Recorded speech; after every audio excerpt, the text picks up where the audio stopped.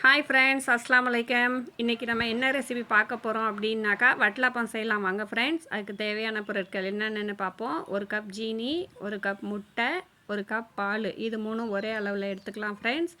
2 ஏலக்காய், 10 முந்திரி, 10 பாதாம் பருப்பு.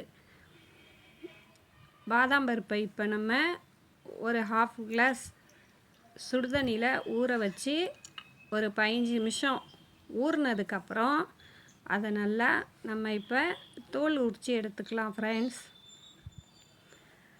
பாதாம் பருப்பு இப்போ நல்லா ஊறிடுச்சு. அதை இப்போ நம்ம ஸ்கின்னெல்லாம் ரிமூவ் பண்ணி எடுத்துக்கலாம்.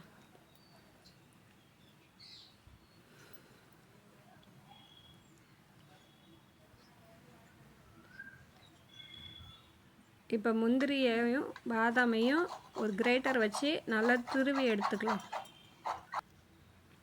துருவின பாதாமையும் முந்திரியையும் தனியாக வச்சுட்டு ஒரு மிக்ஸி ஜாரில் 1 கப் ஜீனி, 2 ஏலக்காய், இதை நல்லா ஃபைன் பவுடராக அரைச்சிட்டு வந்துக்கலாம். அரைச்ச இந்த மிக்ஸில் துருவி வச்சுருந்த பாதாம், முந்திரி இதையும் ஒரு சுற்றி எடுத்துக்கலாம்.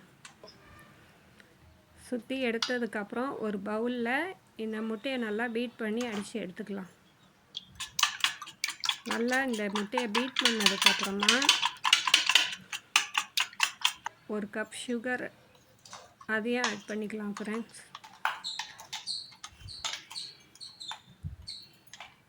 சுகர் நல்லா பீட் பண்ணி நல்லா கரைஞ்சி வரணும். நல்லா மெல்ட் ஆனதுக்கப்புறம் இப்போ நம்ம 1 கப்பு பால் இருக்கு இல்லையா, அதையும் ஆட் பண்ணிக்கலாம். நல்லா கரைஞ்சி வந்துருச்சு. இப்போ பாலை நம்ம ஆட் பண்ணிக்குவோம். பாலை நல்லா ஆட் பண்ணி அதையும் நல்லா மிக்ஸ் பண்ணி எடுத்துக்கலாம். எல்லா மிக்ஸும் ஒன்றா சேர்ந்து ஒன்றாகி வரணும். ஒன்றாகி வந்ததுக்கப்புறமா இன்னொரு பாத்திரத்தில் நெய்யை நல்லா கிரீஸ் பண்ணி எடுத்துக்கலாம்.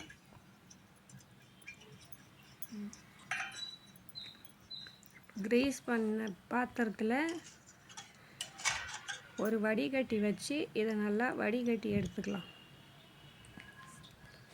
வடிகட்டின இந்த மிக்ஸை நல்லா இப்போ வடித்து எடுத்துக்குவோம். நம்ம ஏதாவது தூசி இருந்தாக்கா ஏதோ அரைப்படாமல் இருந்தாலும் நல்லா அதை அப்படியே தங்கிடும் அந்த வடிகட்டியில்.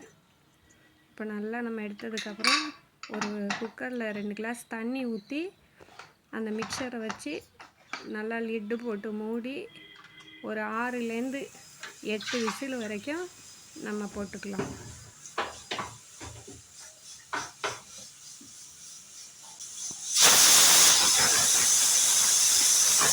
இப்போ விசில் வர ஆரம்பிச்சிருச்சு. நம்ம இதை இறக்கி வச்சு ஸ்டீம் அடங்கினதுக்கப்புறம் நம்ம குக்கரை ஓப்பன் பண்ணி பார்ப்போம்.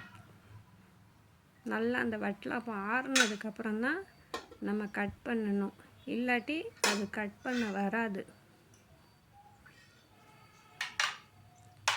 இப்போ ஒரு கத்தி எடுத்து நம்ம சைட்லலாம் எடுத்து விடுவோம். பாருங்கள், கத்தியில் ஒட்டாமல் எப்படி அழகாக வந்திருக்குன்னு.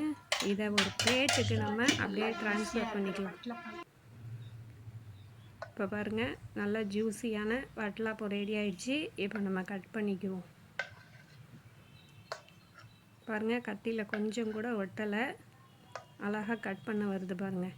உங்களுக்கு நல்லா வேகலை அப்படின்னாக்கா கட் பண்ணவே வராது, கத்தியிலலாம் ஒட்டும்.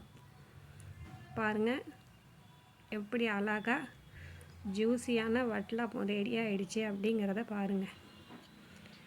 நான் சொன்ன இன்க்ரீடியன்ட்ஸ் வச்சு நீங்களும் ட்ரை பண்ணி பாருங்கள். ட்ரை பண்ணி எப்படி இருந்துச்சு அப்படிங்கிறத